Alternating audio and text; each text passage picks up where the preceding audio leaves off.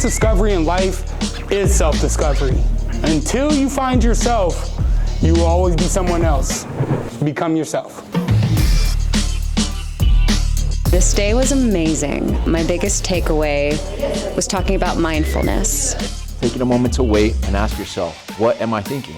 As well as focusing on the gains. Because if you can focus on the gain, you forget about the gap. And that is the key to being mindful. Who promised you later today?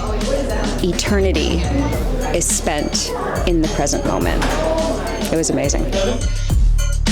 Each of us have our own gifts. Each of us have our own strengths, our own talents.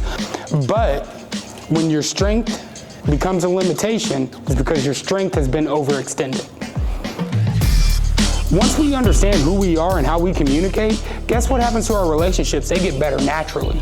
Because I know how I communicate, and now I'm not holding that person to the same standard of my communication. If the goal is to get from like point A to point Z, and we have to go through B, C, different levels of gates, like to accomplish to get to Z, we need each person to have different keys to unlock the gates along the way. If you're aware of the contaminants that are preventing you from becoming who you want to be and having the purpose that you want to have, and you allow it to continue, I would argue you're committing spiritual suicide. If you know there's a problem and you keep allowing the problem to perpetuate itself, there's no difference from that and taking the impact you possibly could have had and the person you possibly could have become, putting a gun to its head and pulling the trigger.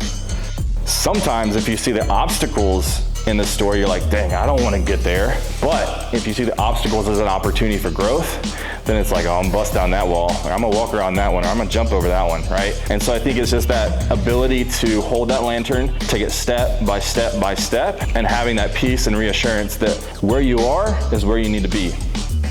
How I experience my circumstances is up to me. You attune to behavior, you don't attune to what they're telling you they're going to deliver in the relationship.